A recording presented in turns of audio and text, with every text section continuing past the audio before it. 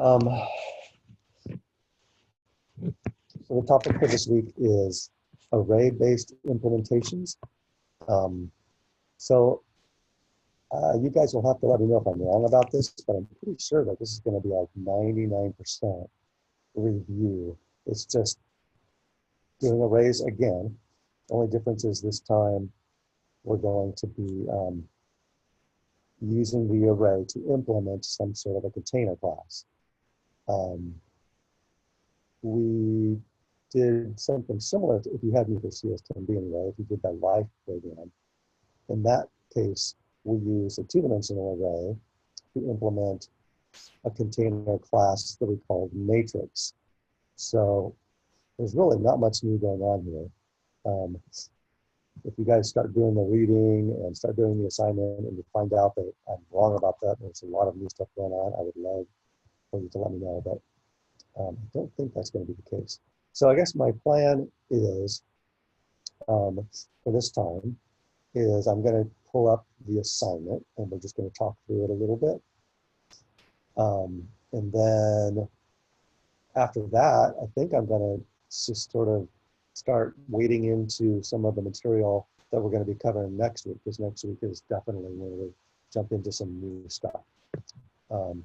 Any questions or comments or feedback on that?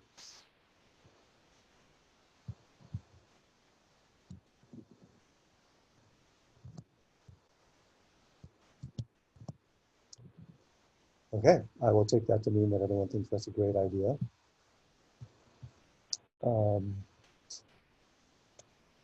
Professor, the audio is a little quiet, I guess. Oh, I remember that. Okay, okay. How's this? Is this better? Is that any better?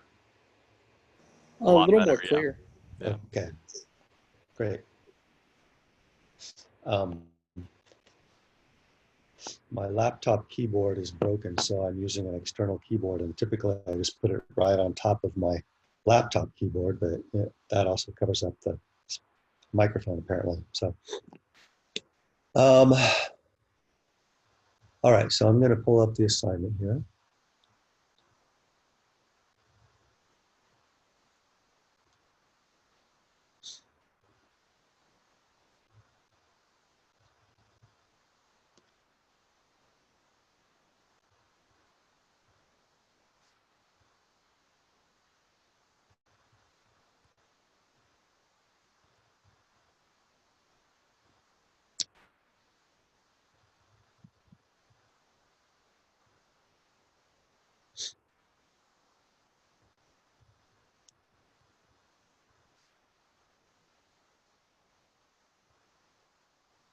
All right, give me a second here. I'm playing with my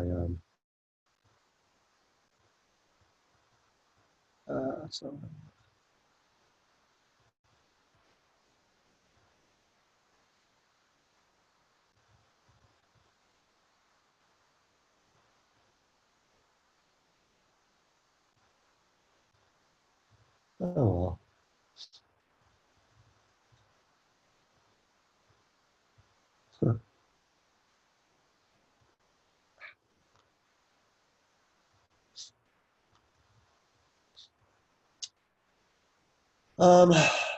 Okay, so here's the assignment. See, I have 12 of you with me.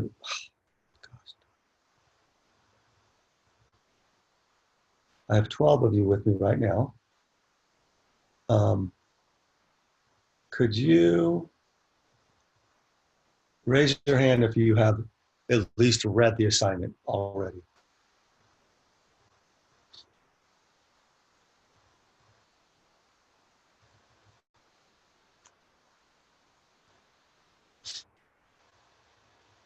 It's a little different than doing this in the classroom, right? I have to like wait 60 seconds to give everyone a chance to do it.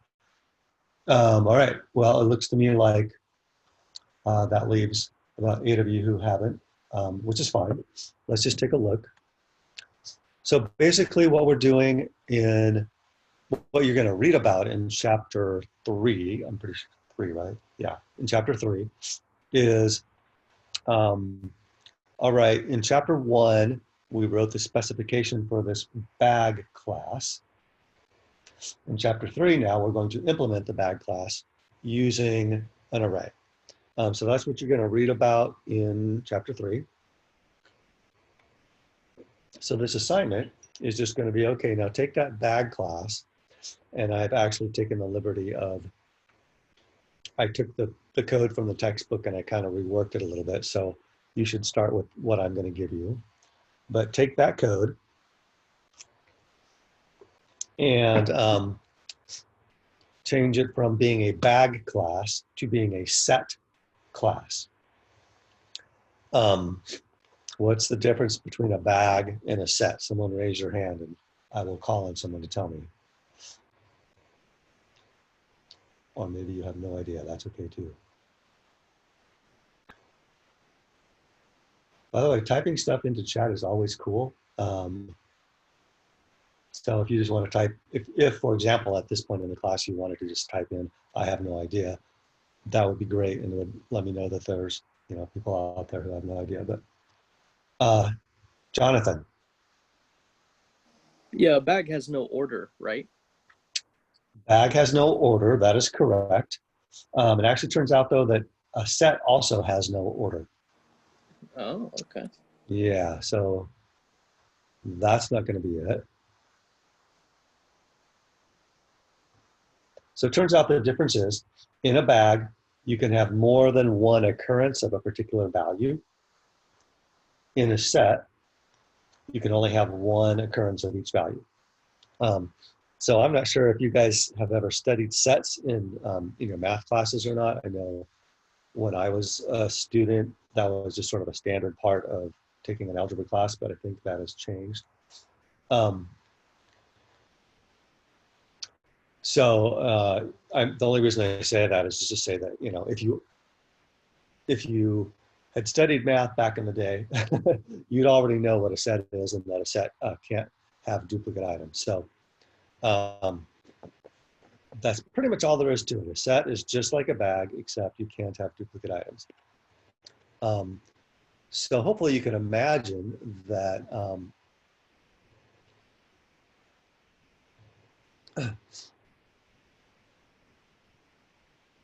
there's not going to be that many differences between the bag class code that you're given and the set code that you're going to have to write.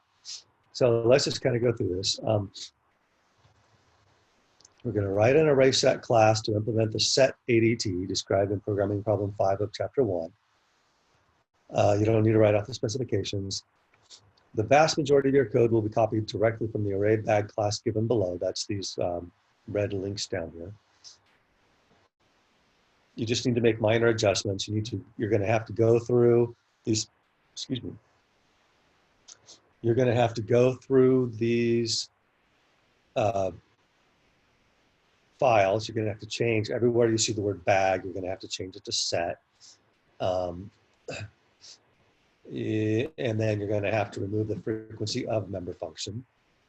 And then inside the add function, instead of adding an item to the container, if it's a duplicate, you're going to have to check for duplicates. And if the item passed in already exists, you're going to throw a duplicate item error exception.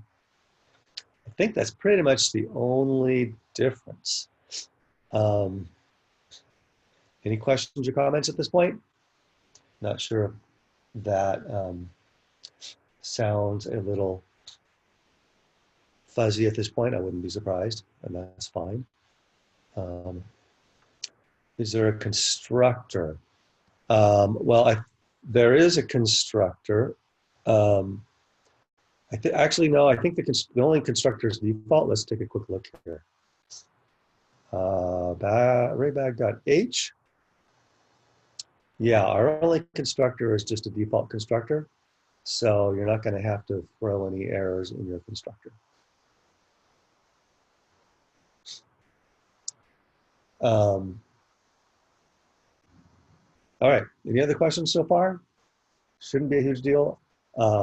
Even if I were to make you write this from scratch, I think most of you should be able to do it pretty easily, at least if you're if you're good with arrays and the basics of classes. Sorry, I don't mean to keep harping on the fact that I think it should be easy. I know there'll be issues.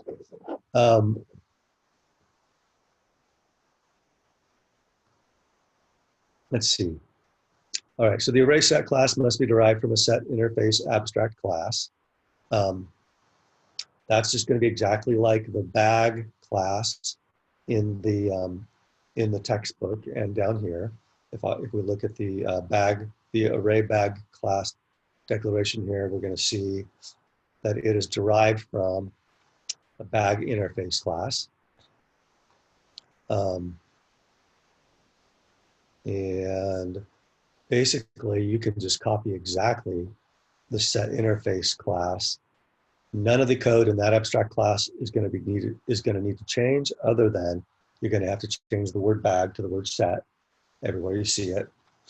And then you're going to delete the frequency of member function, because that doesn't make sense in a set. The frequency of something is either 1 or 0.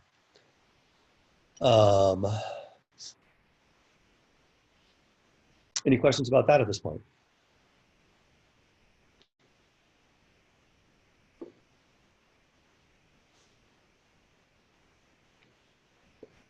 Okay, so let me talk for just a minute about this interface idea here.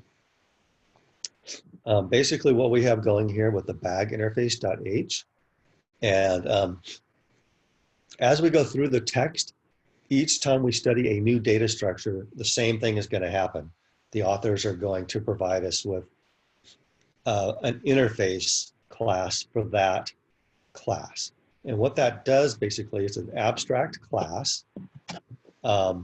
We studied abstract classes in CS10B, but I don't be too worried if it's a little fuzzy. That just means it's a class.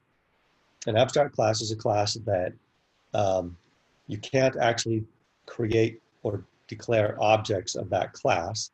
The only purpose of that class is to derive other classes from it.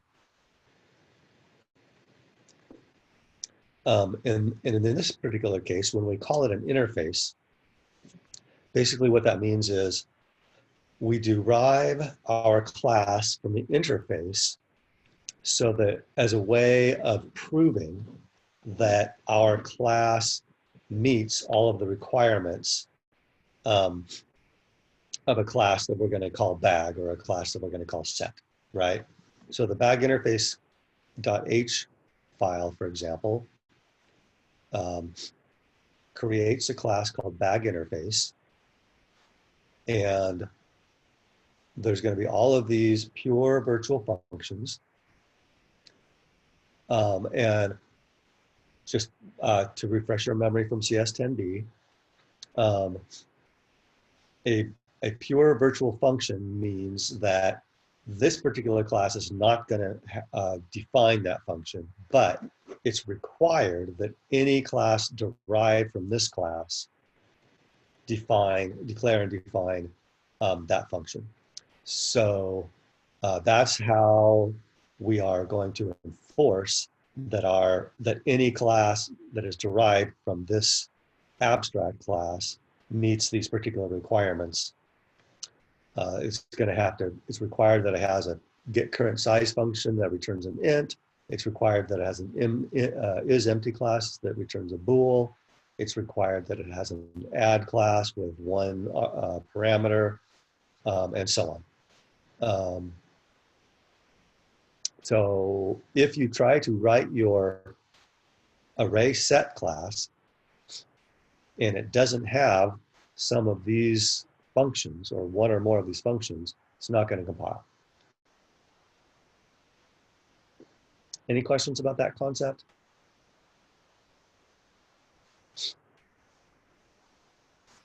I'm not 100% sure about this, but, and I don't know if, Jonathan, your hand is still up. Is that just left over from before? Yeah, sorry. Okay, no problem. So I wanted to make sure. I don't know if any of you have taken Java yet. Actually, how many of you, raise your hand if you have taken or are right now taking the Java class? Or know Java from somewhere else?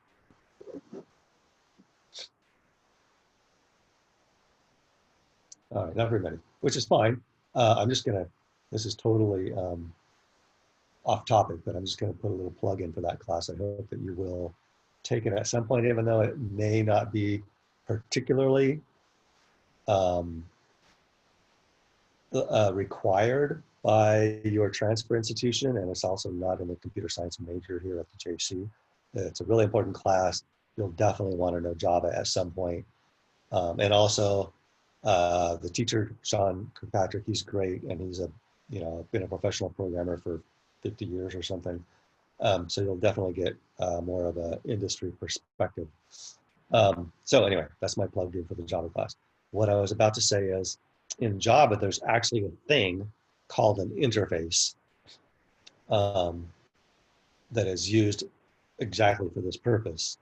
In C++, we're sort of kind of, we have to fiddle with things a little bit to make an abstract class work and fulfill the same purpose. And I think it actually works out a lot better in Java. It gets kind of messy very fast in C++. But, excuse me just for a second here.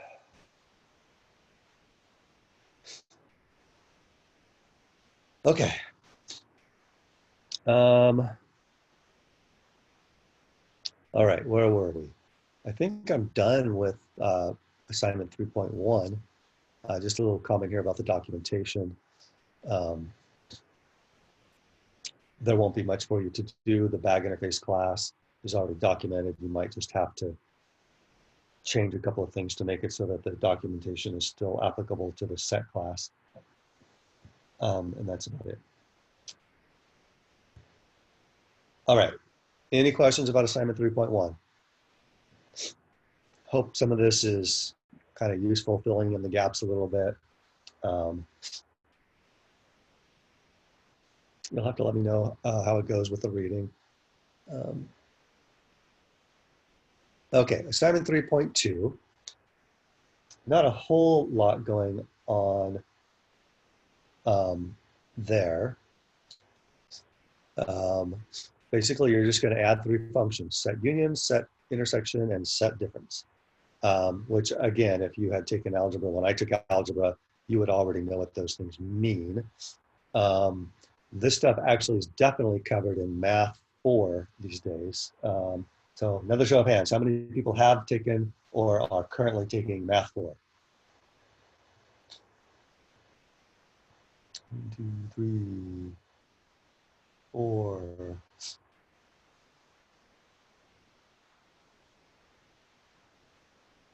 I think Math 27 is actually in the prereq for Math 4, if I'm not mistaken. I believe you need a basic calculus to do it. It's a pre-cal, but I haven't taken a math class in 11 years. So right. Taking a 5-unit math class and a 4-unit computer science class probably wasn't the best idea. Right. Yeah. I could be wrong about this, but I was pretty sure that you can take, that the prereq for Math 4 is actually Math 27, not, because Math 27 is pre-calc. Anyway, doesn't matter. Hopefully you guys will take that class. It's a fun class. And we actually there's quite a bit of overlap between CS 10C and Math 4. Anyway. Okay, so union of 2 sets just means take all of the members from both sets and put them together, okay? Intersection of 2 sets just means take all of the elements of the Common. Try that again. Yes, common. There's the word.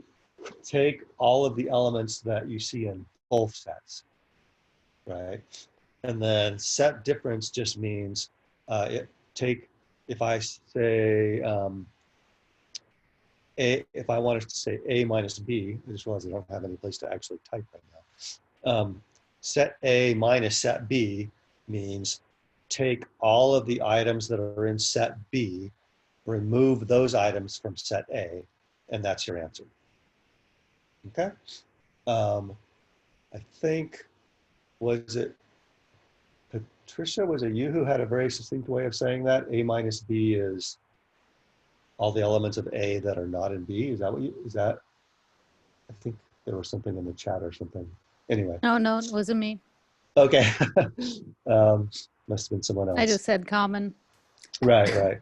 I think in the, is the only one that's,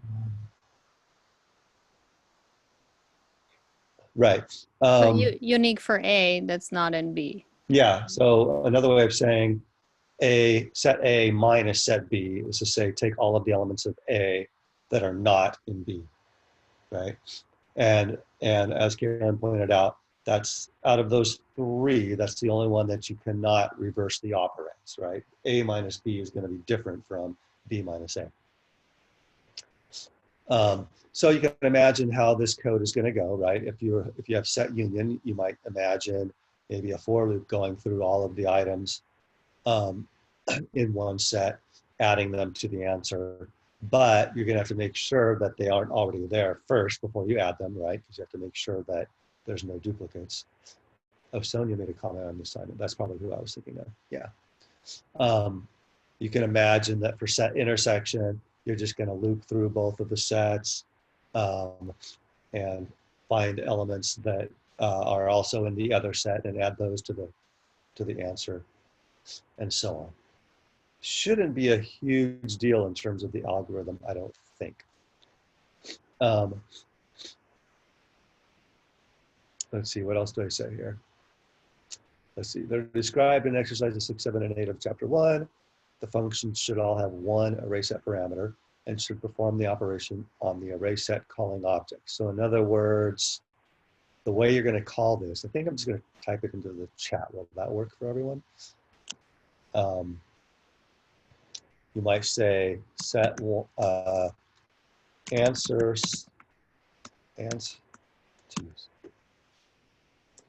set gets set one dot set difference set two.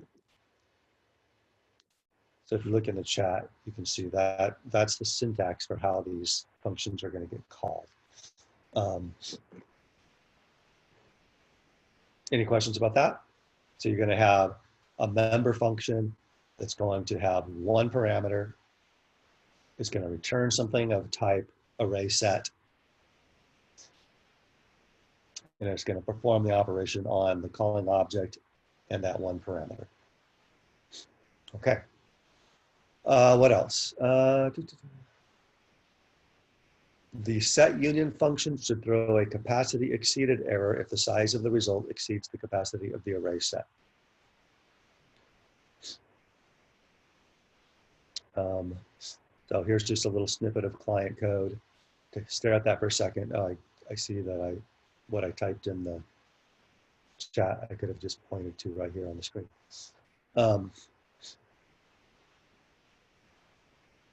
Write the documentation for those three member functions.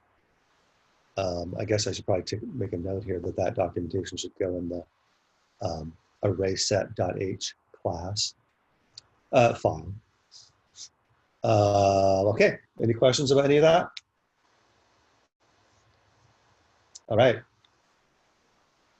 Correct me if I turn out to be wrong about this, but I think this is probably going to be on the quicker side as far as assignments this semester goes. There's one other thing I wanted to think about here. In the add, if we look at add for a second here, add is going to be slightly more interesting than some of the other functions because, here it is. The way we have it now in the bag class, there's a condition under which we will throw a capacity exceeded error. And then when we put it in the set class, we're also going to have a condition under which we throw a duplicate item error, right? So we're going to have a member function that could throw two different types of exceptions. So, ooh, that's a little slightly more interesting than what we've seen before. Okay,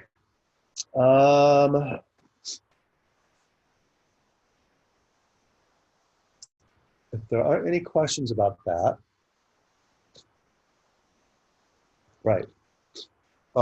Yeah, so I guess that's the interesting thing is that when you write your client code now, you're going to have a try catch block with two different catch blocks. Okay. So if there are no objections, my idea at this point is that I would take a little break here for a second. Maybe just start going through talking about what we're going to be doing next week. Because next week we are going to be writing this same class again, but instead of implementing it using an array, we're going to be implementing it using something called a linked list, which is sort of a major new topic that we have not covered before. So I'm not disappointed that we are that we may get a little bit of an early start on it. But you may have to give me like 2 or 3 minutes here to figure out what I am doing. That's what I want to do is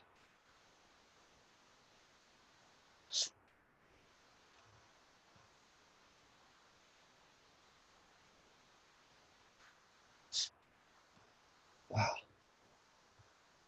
All right, I'm going to hide here for a second.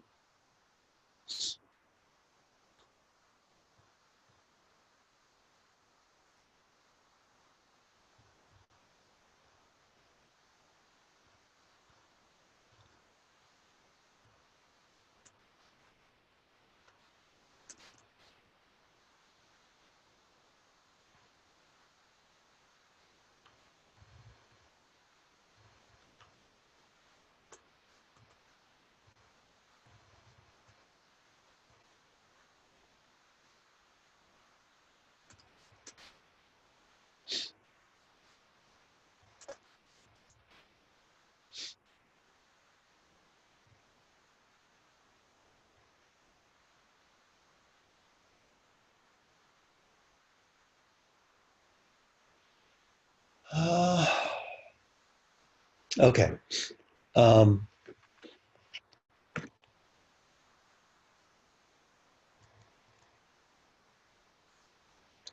I think what I'm going to do, the one thing that I have not really figured out how to do efficiently, there's probably more than one thing, but one thing I haven't really figured out how to do efficiently is to draw diagrams while I'm doing this Zoom thing. So I think what I'm going to do is I'm just going to pull up the lesson on this and we can talk about it. So this is going to be lesson 20.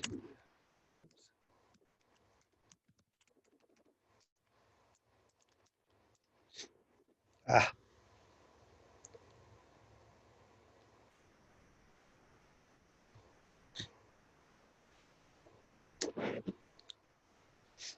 All right.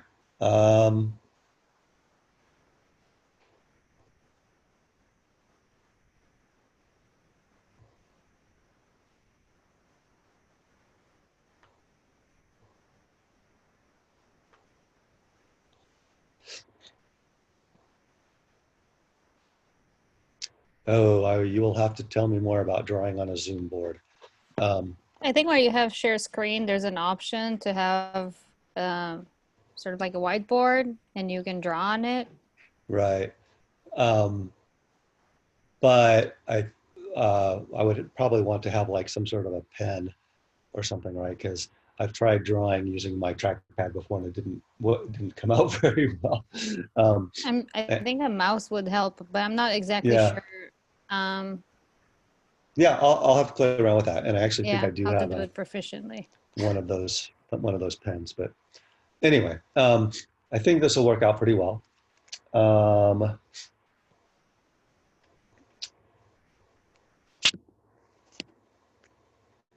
Okay, so here's a picture of a linked list. Probably the best way to talk about it is just look at a picture. So Let's say we have using the example of a bag.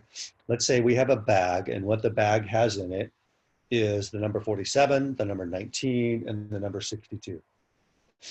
If we were implementing this using an array, we can all picture that, right? We'd have an array. Maybe the array is huge, but only the first 3 elements of the array would be being used, and they would be 47, 19, 62, and the first 3 elements of the array. The way a linked list works is it's going to look like this. We're going to have a variable named list, which is going to be a pointer. It's going to point to something we call a node. A node is just going to be a little data structure that has 2 parts, a part for the data, and then a part for holding a pointer to the next item in the container. Okay, so here's the next pointer. It points to this node. This node has the data 19, and then it's got a pointer to this last node, which has the data 62. And then this diagonal line here inside the pointer variable means that that pointer is equal to null pointer.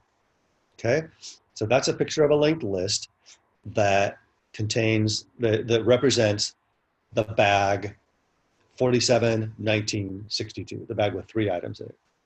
I chose to use the word bag, could just as easily have been a set. Actually turns out that the stuff we're going to be studying, well, let me put it this way. In the standard template library, linked lists are used to implement the list class and the forward list class. So if we were to, oh boy, hold on.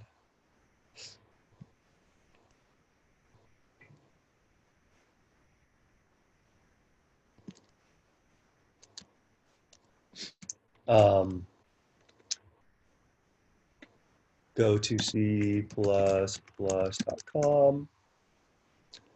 click on reference, click on containers. We'll see here we have something called a forward list, and here we have something called a list. What we're going to be doing is actually closer to forward list. And I'm not really interested in going into a lot of detail here. I just wanted you to see that what we are going to be talking about is actually represented here in the standard template library, where and linked lists are what are used to represent the forward list class and the list class in the standard template library. While we're here, just to point something else out, we also have a class called a set here. And if I click on set, you're going to see we have actually 2 classes. We can either use a set class, or we can use a class called multi-set. And a multi-set, unless I'm mistaken, multiple elements can have equivalent values. So basically, what we've got here is this is a set, and what is being called a multi-set in the standard template library is actually what we're calling a bag in the textbook. So anyway, just thought that was interesting and could provide some context. All right, back to our diagram here. So eventually what we're going to do is we are going to work on implementing a class that's going to be very similar to the standard template library forward list class. Let me see what I say here in the notes. I'll talk about that later. So yeah, this is important. Probably 80 to 90% of what we're going to be doing for the rest of the semester is we're going to be studying one abstract data type after another. Okay, we're going to be studying stacks, lists, then we're going to be studying stacks, then we're going to be studying queues, we're going to be studying priority queues, we're going to be studying trees, we're going to be studying heaps, all these different abstract data types. Each time we study one, we're going to study two things. We're going to study how you typically use that abstract data type, and we're going to study how the abstract data type is implemented typically. So this is sort of our first stab at that. A lot of what we're going to be doing is behind the scenes stuff. We're going to be talking about learning to understand how these different container classes are implemented, even though in practice, if you go out and get a job, 99% of the time, you're just going to be using those classes already written for you. But the theory is that you're going to be able to use those classes much more effectively if you understand what's actually going on behind the scenes. So here's my little analogy, right? It's like studying how to build an engine when what you really want to do is race the car. In this class, you'll be doing a little racing, but the philosophy is that learning how to build an engine is the best way to learn how to race most effectively. Either that, maybe you just learn it because it's fun.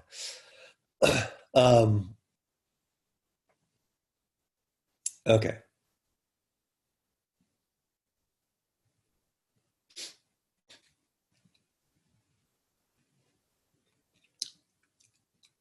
All right, let's look at this box that I have here. A little digression. So the question is, why might we want to store data like this in a linked list instead of storing it in an array or a vector? First, the downside.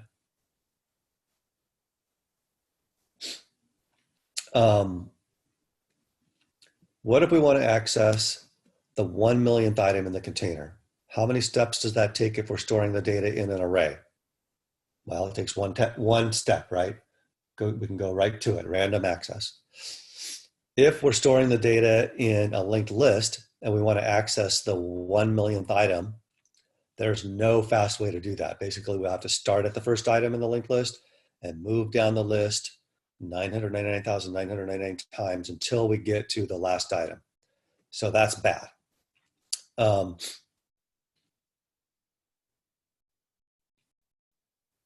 So yeah, let's talk about this a little bit. Accessing an arbitrary item in a linked list is called a linear operation, because how long it takes depends directly on the number of items in the container. Okay, so I'm not sure for how many of you that immediately makes sense when I say something is linear because it depends directly on the number of items in the container. That's sort of an algebra thing, right? In algebra, if I have a linear function, that means that y depends directly on x. So that's just kind of a sneak preview of something that we're going to be talking about a lot more later in the class.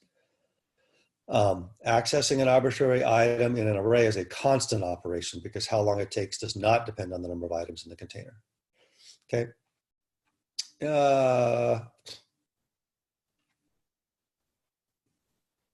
What else do I say? So another downside to this compared to storing it in an array is that we'll be using a little bit more memory because we have to store this extra pointer variable alongside each of the pieces of data. Now the upside. What if we want to insert a new item in the first position of a container that contains 1 million items? Well, actually in a bag or a set, it doesn't matter, right? Because we can just, the position of the item doesn't matter, so we can just insert it right at the beginning. But just assuming for a second that the position does matter, and we want to insert something in the front of the container, doing that using an array is extremely inefficient, right? The only way to do that using an array is that we have to shift every other item in the array down by one to make room to put the new item at the front. In a linked list, not a big deal at all. We just create a new node and we just stick it right in the front and we're done. Okay. All right, so that's just kind of, you're not really responsible for that right now. That's stuff we're going to be talking a lot more about in, I think, like 3 or 4 weeks. Okay. The way that I'm going to approach this is I'm going to, first of all, write a very simple implementation. Time out just for a second here. Sorry, I'm like roasting. I'm going to write a very simple implementation of a linked list. I'm going to call it simple list. It's not going to look very much like one of the classes in the standard template library, because I just want to do something super simple to get started. And then after we complete the simple list class, we're going to move on, and then we're going to implement something that looks a lot more robust, like the forward list class, for example, in the standard template library. Okay. So starting with just a little client program. This is a client program that I'm going to write. I'm going to write the simple list class so that this client program works with it. Just starting off with the simplest possible situation I can imagine. So if you look at this code, you'll see that there are basically, I believe, 3 functions we're going to have to write.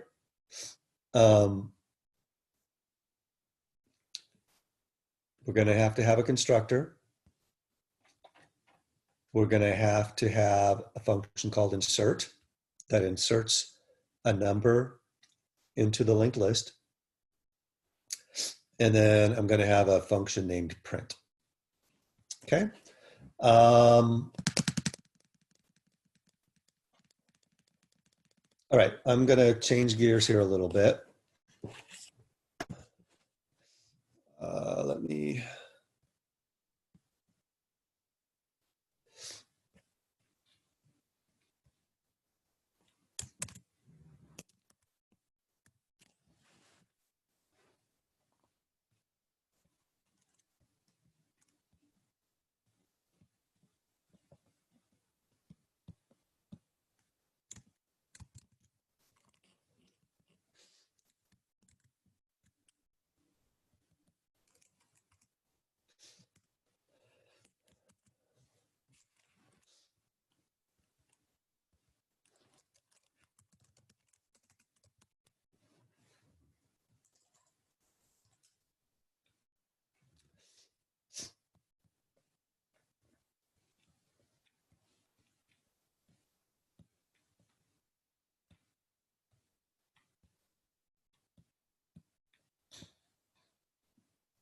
Okay.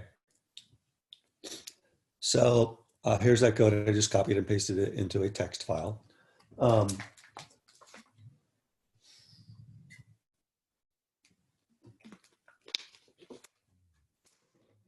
right, so, and just to keep things simple for now, I'm going to just put all of this in one file, I think. So let's declare our class.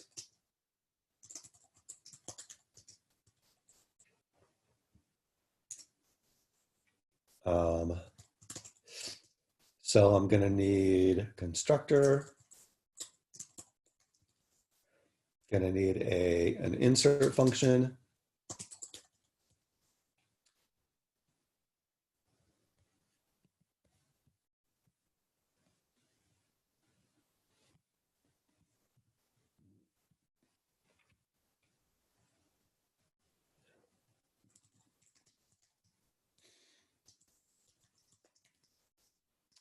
Going to need a print function.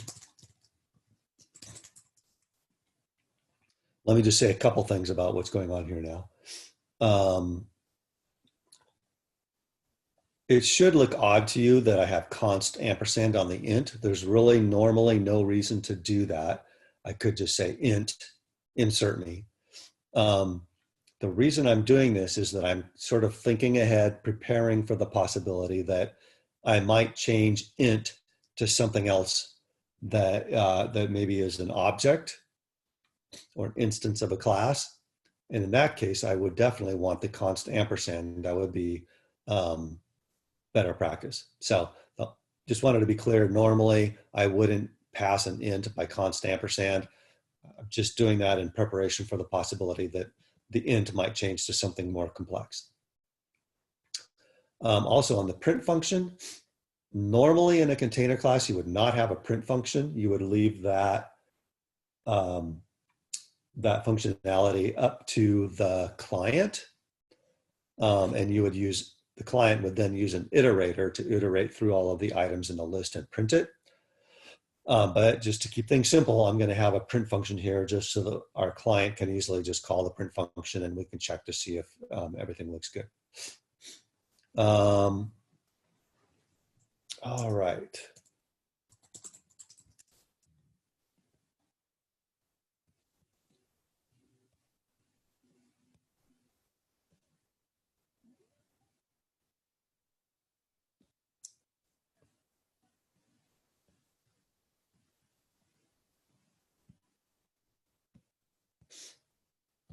Sorry, I'm looking at a couple things here. Okay. The next thing we need to figure out actually is, well, so we're going to have a data member that points to the first node in the list.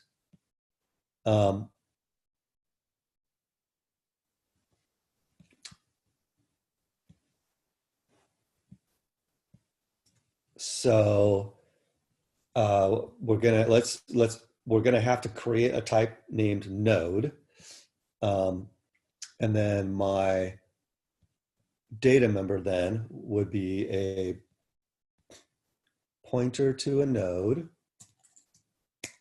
and I'm just gonna call it list. Okay, you know, I might, if I had to do this again, maybe I would call it something like head pointer to emphasize as pointing to the head of the list, but I'm going to go with list for now. Everyone clear on that, or does anyone want me to go back and look at the picture again so that you can see what I mean by the fact that I need list to be a pointer to a node?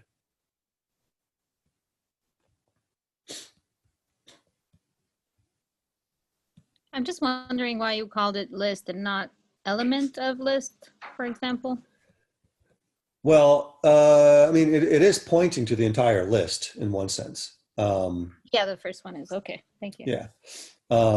So in that sense, I guess I think I like the name list. So this list, if we just go back for a second and look at the diagram, I guess what I should do is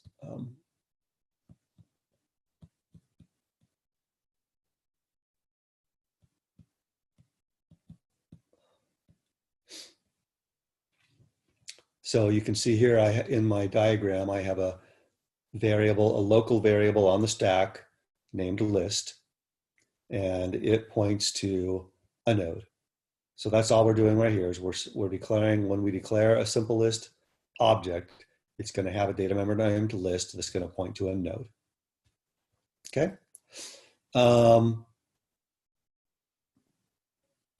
Any questions about that? Does that answer your question, Marvin?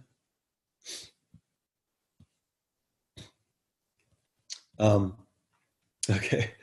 So Carolyn asked about uppercasing the N. I guess that would probably be more common practice. It's certainly not uncommon in C++ to see lowercase used for class names. You know, in fact, all the standard template library classes are lowercase. So the convention is not as strong as it is in Java, but it's pretty strong. So yeah, I'll make that uppercase. Don't be surprised if you see it lowercase in my notes though. Okay, so the only thing we have left to do now is we need to actually create this node type. And I'm just going to put out there that there's a lot of different ways to do this. Um,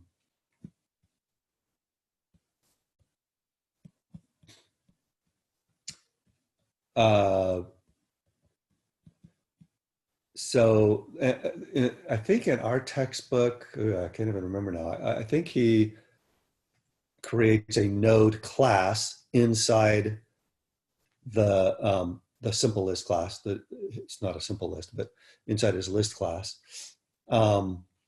So you could do that, but if you create a class inside your simple list class, then every time you access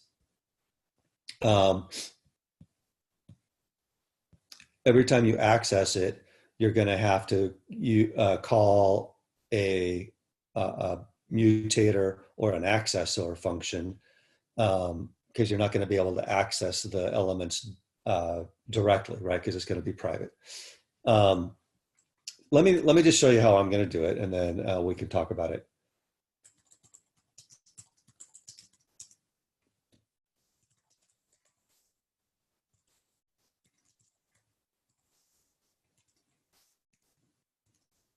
Okay, so you recall from the picture that each of those nodes had two parts. It had a part called data and it had a part called next. So I'm going to keep it as a struct because, number one, it's going to simplify our syntax a lot to be able to access these data members directly instead of working through accessors and mutators. And also the struct, the node struct is inside the private part of the simple list class. So it's still only simple list functions that are going to be able to access the node. And so in my opinion, we don't really lose anything in terms of security by just keeping these public. And we save a lot in terms of the complexity of our code because the syntax can get really ugly. But you're probably going to see in the text, I think this is created as a class. Other texts or other programmers will actually create a completely separate class, up here above the simple list class. They will create a class called node. Then the only way to access those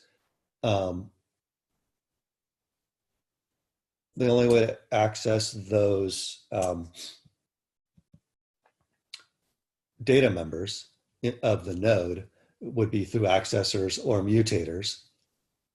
Or you can create the other class called node. You can make it into a friend class. Okay, I'm not expecting you to know all of this stuff. I'm sort of just giving you different options. But you could say friend. No, that's not how it will work. But you can create a class called node, and then you can actually make that class be a friend class to the simple list class, and then the simple list class can access those data members directly. So all of that is sort of a big digression just to say that there are a lot of different ways to make this work. This is what we're going to stick with. So get used to that. Any questions about all that?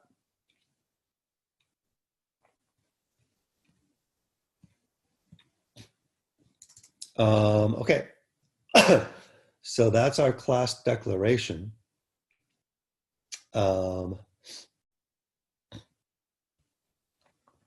Let's write our constructor.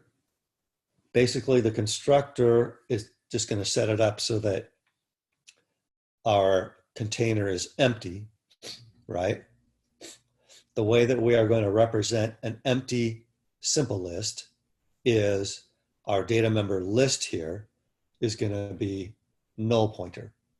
So that's all our constructor is going to do. Our constructor is just going to say simple list, : simple list,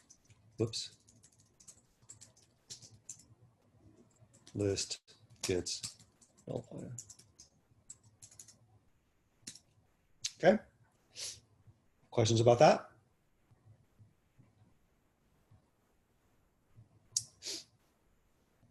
All right, let's talk about insert. All right, I think I'll share everything again here.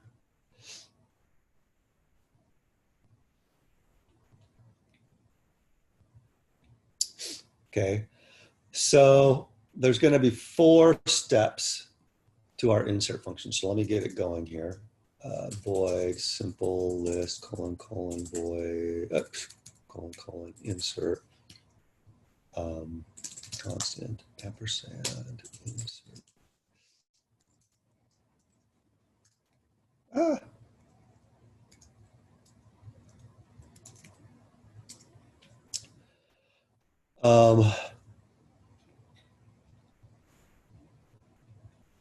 Okay, so there's going to be 4 steps here, 4 lines of code. Sorry, I need to get something to drink here. My throat's getting scratchy.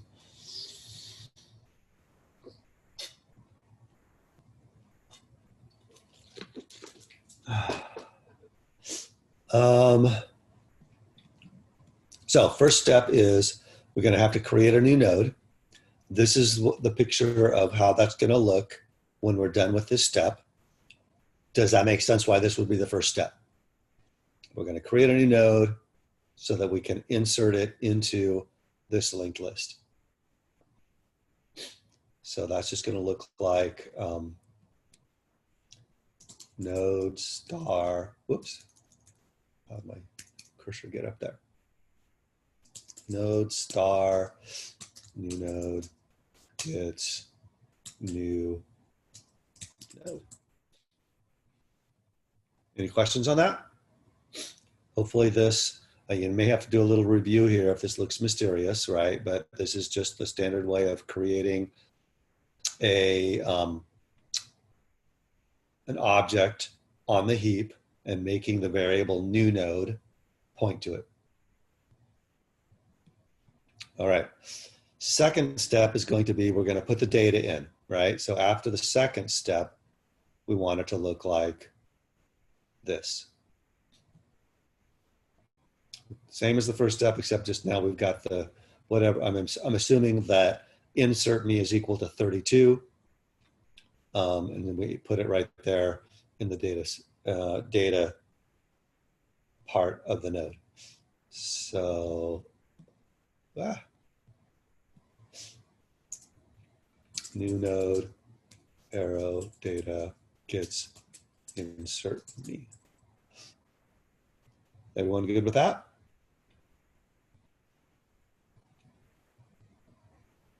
Yeah.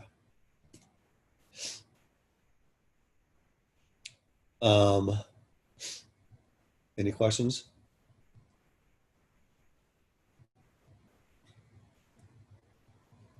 Okay. Next step. Make the next pointer of the new node point to the node that list is currently pointing to. All right, so let's stop for a second and make sure that makes sense to everyone, right? What I'm going to do now is I'm going to make this question mark, instead of being a question mark, it's going to point to this node up here, which is currently the first node in the linked list.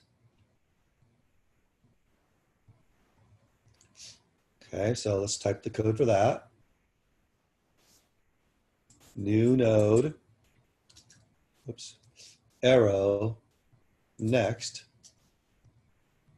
gets, now this is a pointer assignment, so going back to early CS10B, with pointer assignment, what we're saying is make new node arrow next, this pointer right here, point to the same thing that list is pointing at.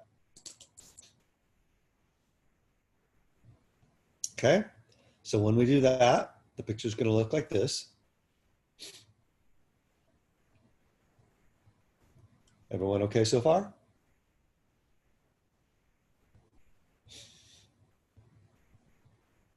All right. I'm all good. So now we just have one more step, right? Right now we have list pointing at the second item in the list. We want list pointing at what is now going to be the first item in the list. So we just need to say, make list point to whatever new node is pointing at. So that just looks like list gets new node. And after we say that, we're going to have this picture.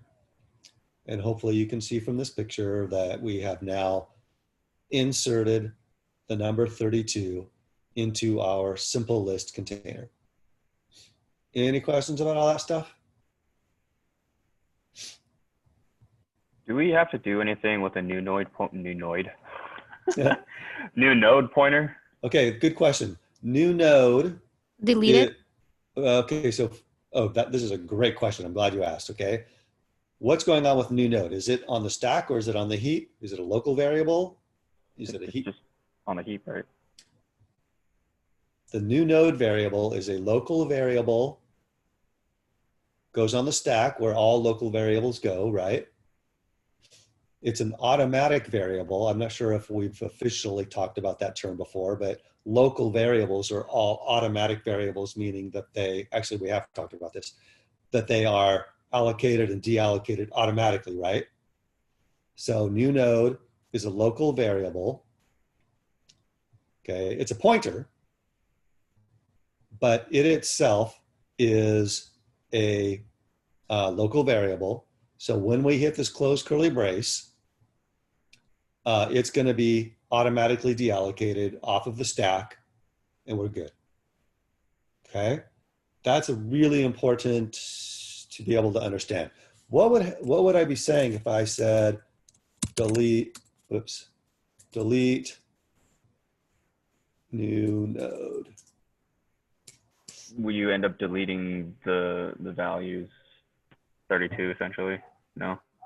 Basically, you're on the right track. Yeah. Remember, when I say delete new node, what that means, if you translate that into English, it means deallocate the thing that new node is pointing at.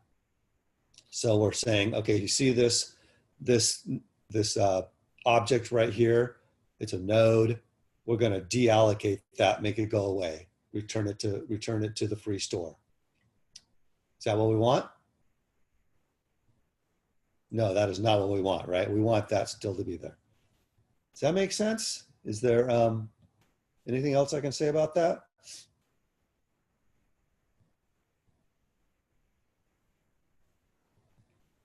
Okay, I hope that makes sense because that's really a common error that students make that causes them to waste a lot of time on stuff that they could be spending learning more interesting stuff.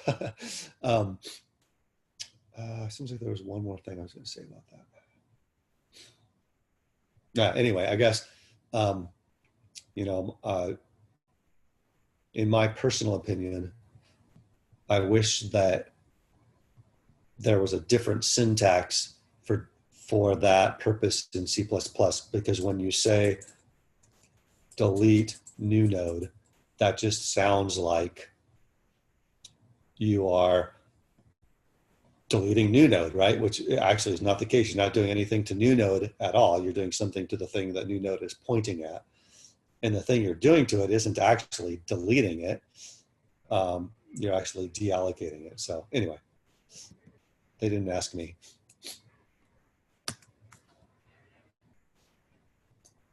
Okay, so we have finished with 2 of our 3 functions. Let's work on the print function now.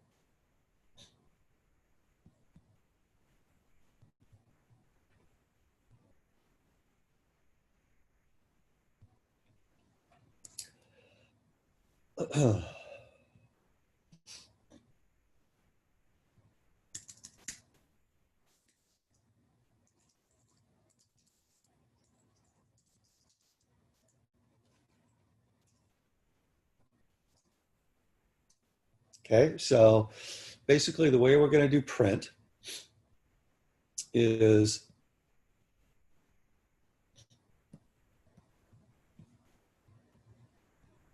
we're going to create a new local variable named cur pointer that we're gonna make that point to the first item in the linked list. And then we're gonna just create a loop. We're gonna say print the data, then move cur pointer so it points down to the next node. Print the data, move cur pointer so it points down to the next node. Print the data, move cur pointer so that it points to the next node. Keep going until the next node is null pointer, right? So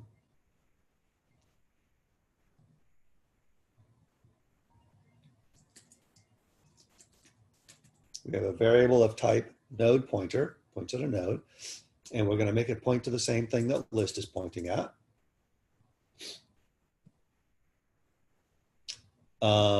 And then we want to say, as long as cur pointer is not null pointer,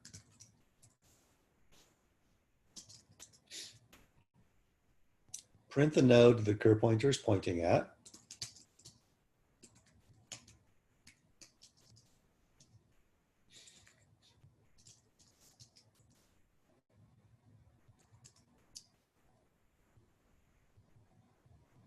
Oh, thank you. Forgot the const.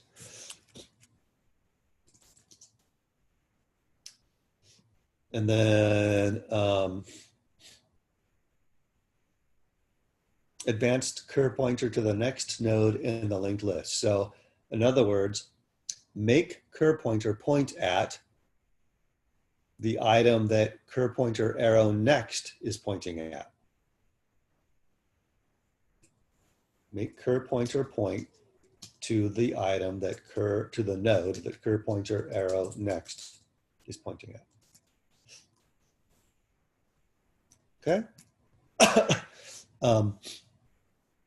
You're going to see this a lot, right? This is just basically saying move cur pointer down to the next item in the linked list. In fact, if this was an iterator, you wouldn't have to have this big ugly thing here. You would just say cur pointer plus plus, right? Hopefully you remember that from the iterator assignment. But if not, that's okay. That was just a side note. All right, so I believe that we are done and we could actually test this out.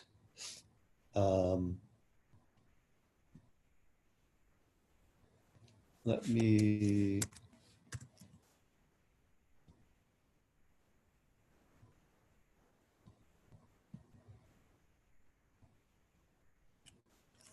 at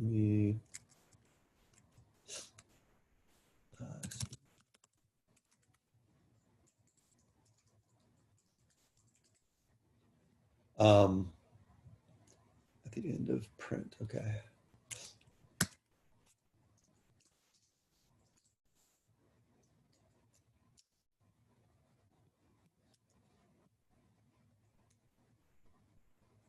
Yep.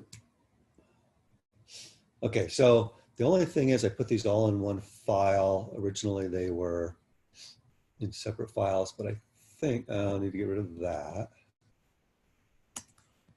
And I'm not using a namespace. Other than that, I think we should be good. Let's give it a try. G++.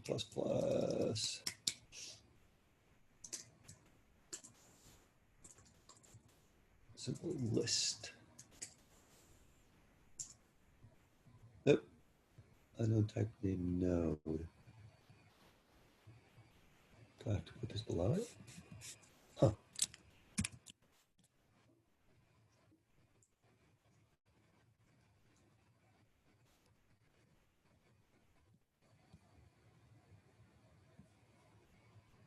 What did I just do?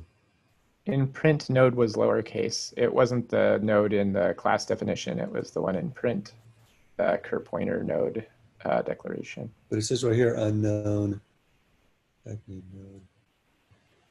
Oh yeah, no, you need the type before the, yeah, I'm sorry. That's a different issue. I'm sorry. What in the world is going on? Something strange is happening here. Hold on. Well, I cut that line of code and then lost it somehow. So I'm going to just say node star list here. Yeah, I think that should work fine. And then you also need to update the one in print.